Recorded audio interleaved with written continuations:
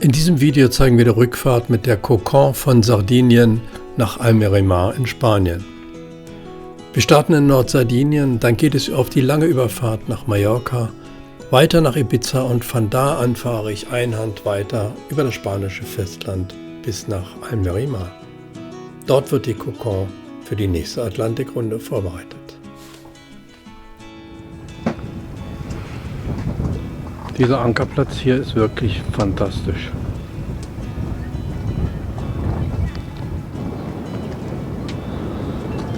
Hier rechts ist die Isola Biana bei Stintino. Toll ist es hier wirklich. Ja, guckt ihr das mal. Man muss sich mal das Wasser hier angucken. Ist doch verrückt. Glasklar. Wobei wir hier bloß 3 Meter Wasser haben. Oder 2,50, sowas in der Art. Wir machen noch einen kurzen Zwischenstopp in Alghero und von da an geht es auf die lange Überfahrt nach Mallorca. Wir fahren jetzt von Sardinien nach Mallorca.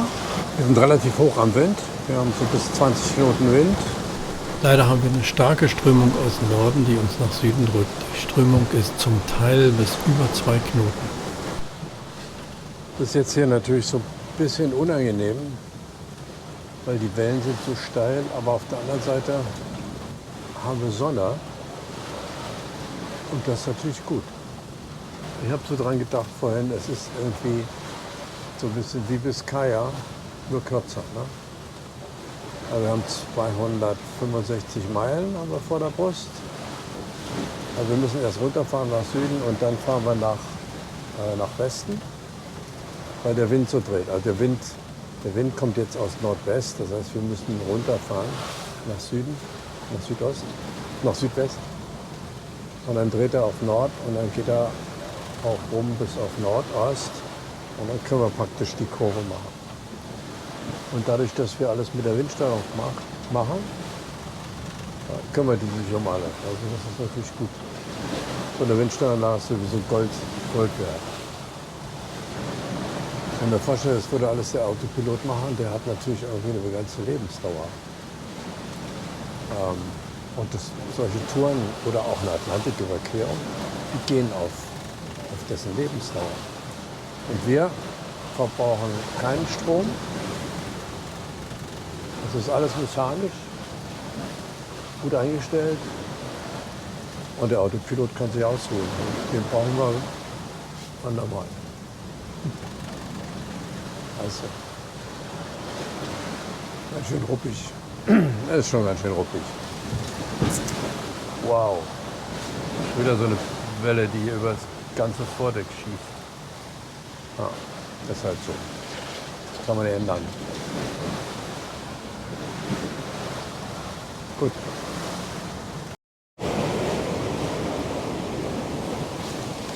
Zweiter Tag ist sehr bedeckt morgens hier um 7 Uhr.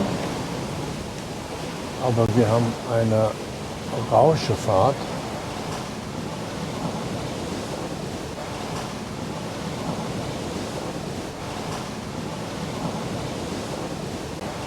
Wir sind wirklich sehr schnell unterwegs. Wir fahren da oft über 8 Knoten. Nicht nur über Grund, sondern auch durchs Wasser. Also es geht wirklich flott voran.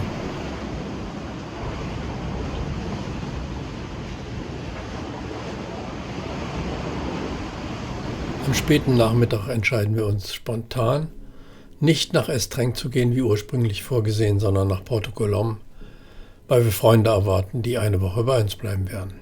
Außerdem kommen wir so noch bei Tageslicht an. Als unsere Freunde angekommen sind, fahren wir dann zusammen zu dem großen Strand in Estrenc. Dort sehen wir dann eine Seltenheit vor Anker liegen, die J-Klasse-Yacht Endeavour. Die Endeavour wurde 1934 gebaut und in den 1980er Jahren von der Amerikanerin Elizabeth Meyer vollständig restauriert. Nachdem unsere Freunde wieder abgereist sind, fahren wir bei schwachem Wind nach Ibiza. Dort kann man in der Ensenada des Colodar direkt zum Flughafen laufen. Von da an bin ich allein unterwegs auf dem Weg nach Almerimar. So, ich fahre jetzt hier wieder weg von Ibiza. Ich hatte wieder heute Nacht total hohen Schwell, bestimmt 1,5 Meter Schwell. Ich lag fast in der Brandung.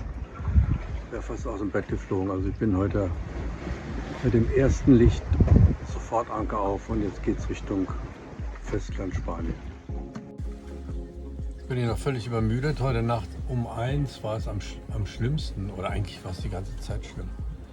So um 1 bin ich fast aus dem Bett geflogen. Und um 3 bin ich aufgestanden und das Boot hat extrem geschwammt.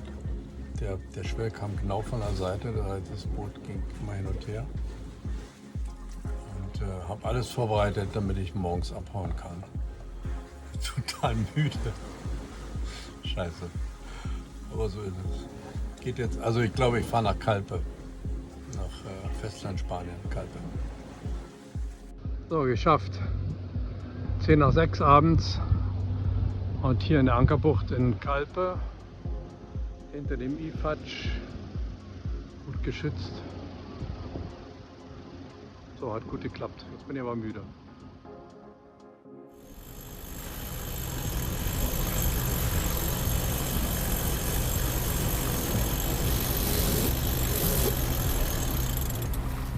So, nun bin ich wieder unterwegs. Es ist jetzt später Vormittag. Wir haben praktisch kaum Wind, keine Welle. Und ich segel hier mit 4 bis 4,5 Knoten bei dem schwachen Wind. Mal gucken wohin, vielleicht nach Torrevieja. Dürfte ein bisschen spät sein jetzt schon. Ich habe so spät abgelegt, erst um kurz nach 10. Oder auf die Insel Tabarca, kann man auch gut ankern. Also mal schauen. Jedenfalls, das macht mich wirklich glücklich hier. Das ist so schön. Ich bin sehr glücklich. In Tabarca gibt es einen wunderschönen Ankerplatz. Ich war ja schon ein paar Mal hier. Und es gibt heute keinen Schwell. Es wird bestimmt eine sehr ruhige Nacht.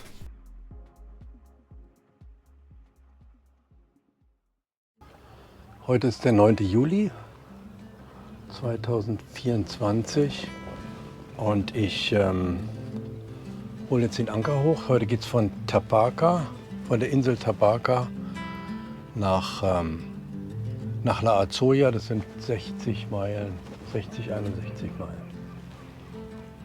Ganz schwacher Wind.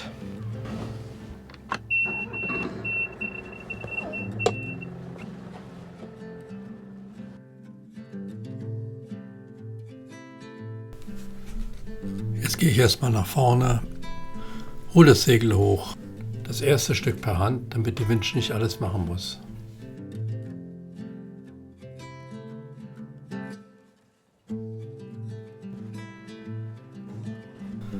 Jetzt muss ich erstmal die Lose reinholen, dann wird es voll um die Winch gelegt und den Rest des Segels setze ich mit der elektrischen Winch.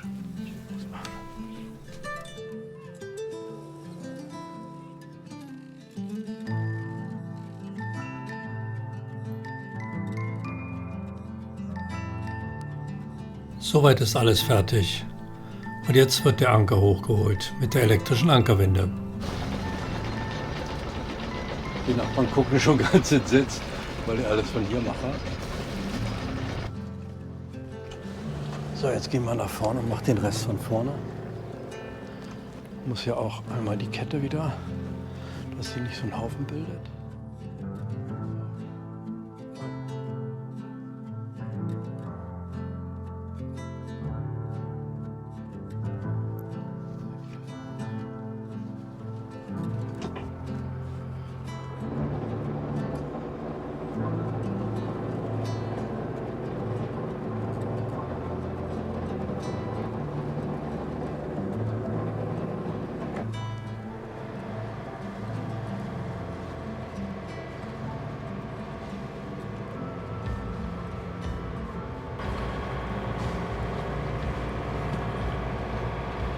Gut, fertig. Es geht los. Um wenigstens ein bisschen Luft zu haben, mache ich hier mal vorne das Fenster noch auf. Wir haben zwar Wind von hinten, aber der kommt jetzt von vorne, weil wir mit 3 Knoten Wind von hinten und 6 Knoten Fahrt haben wir natürlich 3 Knoten von vorne. Das ist ja irgendwie logisch. Räume ich auch noch hier diesen ganzen Haufen weg. Und zwar so, dass er, wenn ich das Segel runterhole, ganz leicht wieder hier aus dem Fach rauskommt. Das heißt, der wird gut eingeordnet, immer so hin und her, praktisch aufgeschossen in Anführungsstrichen. Und wenn ich dann das Segel praktisch wieder runterhole, dann nimmt sich das hier direkt aus dem Fach raus. Also das Fall kommt dann aus dem Fach raus.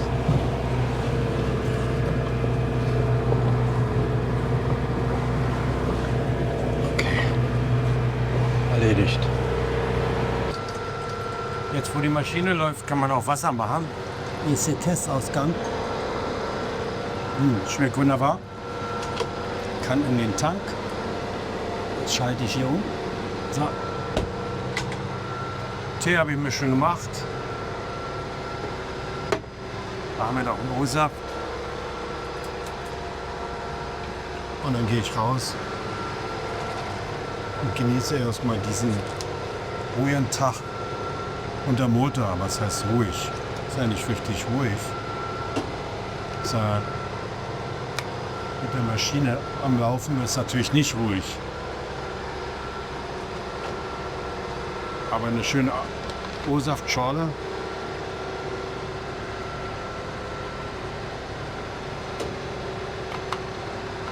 Das hinaus riecht die Maus. So, das läuft eigentlich ganz gut. Wir haben 5 Knoten Wind. Schräg von vorne. Also 60 Grad, relativ hoch am Wind. Das Segel ist gesetzt, beide Segel sind gesetzt. Das muss ich erstmal aufräumen hier ein bisschen. Die Seite brauche ich ja nicht. Aber das Problem ist, wenn wir vorne sind in 1,3 Meilen, dann müssen wir ein bisschen abfallen. Und kurz Zeit später müssen wir nochmal abfahren und das ist wahrscheinlich wieder nicht genug Wind, muss die Maschine wieder anmachen. Aber so ist es halt.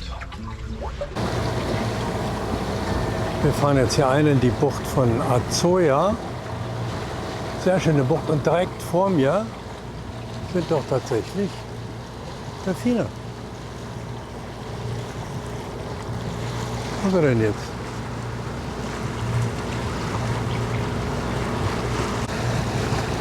Das ist übrigens gar nicht so selten, dass in der Nähe von Fischfarmen Delfine sind. Aber ganz einfach, die haben Hunger. Und da vorne werden wir uns auf einen schönen Ankerplatz aussuchen. Und kurz vor 9 fällt der Anker in La Azoya. Tolle Ankerbucht. Eine tolle Ankerbucht.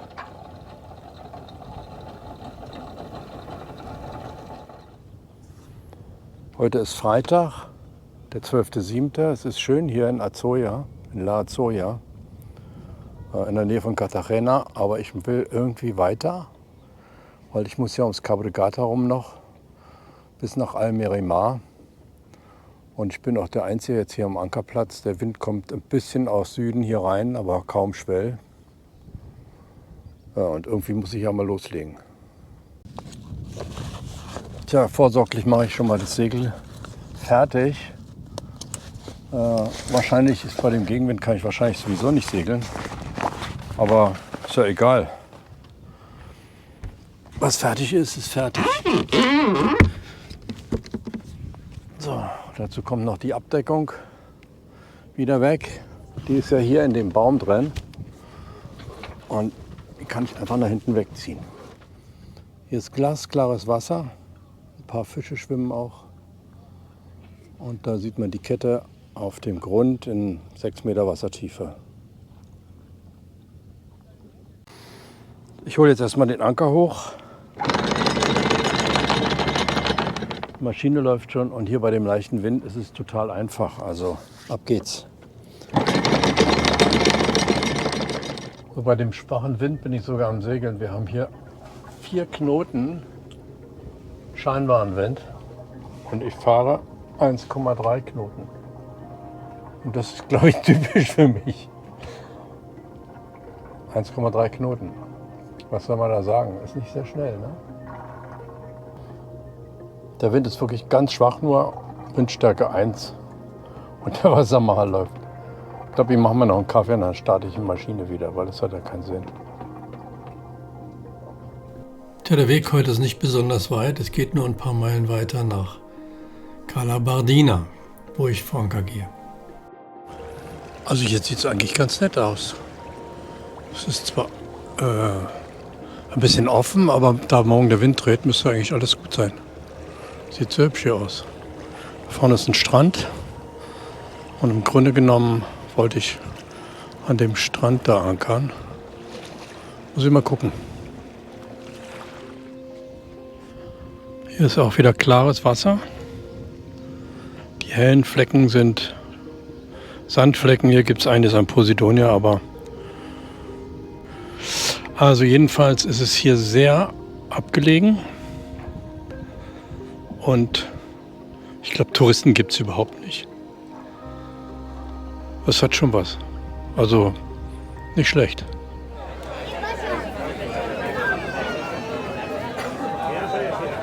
Super gut. Alles klasse hier.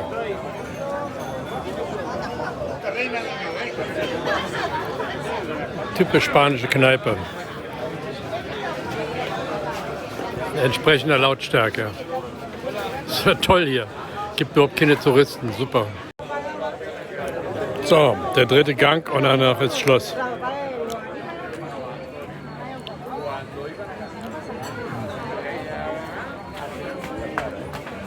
Tolle Stimmung ist das hier.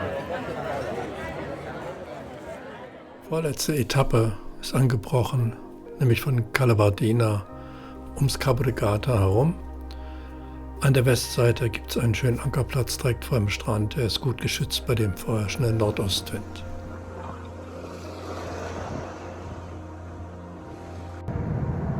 Ich bin jetzt hier kurz vor dem Cabo de Gata. Das sieht ja vielleicht irre aus.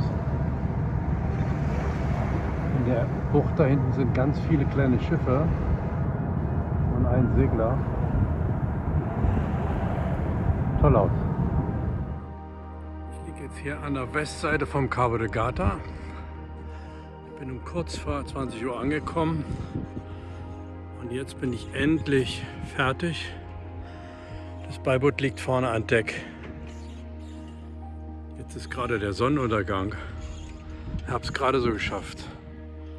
Und jetzt hole ich mir mein Ankerbier. Jetzt bin ich fertig. War ganz schön anstrengend. Jetzt kommt die letzte Etappe quasi vom Cabo de Gata bis nach Almerimar, wo das Boot aus dem Wasser kommt. Aber vorher gibt es noch was Schönes, Aufregendes zu sehen. So, jetzt bin ich wieder unterwegs. Um 7 Uhr bin ich abgehauen vom Cabo de Gata Richtung Almerimar. Was ein bisschen komisch aussieht, ist der Himmel. Total bewölkt.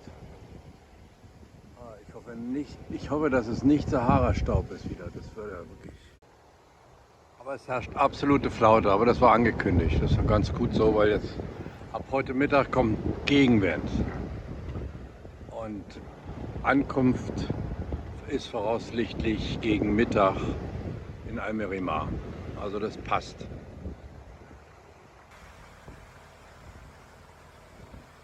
So, da sitzen doch mal die Freunde, die Delfine. So, 10:15 vormittags, pünktlich bevor der Wind anfängt, komme ich in Almerimar an. So, nun bin ich fest in Almerimar. Das Anlegen hat gut geklappt. Ein Marinero hat mir geholfen beim Festmachen. Es ist ja alleine nicht immer so einfach. Und was jetzt kommt die nächsten Tage, das ist Fußball und man erahnt es. In Spanien ist die Hölle los. Spanien ist Fußball-Europameister.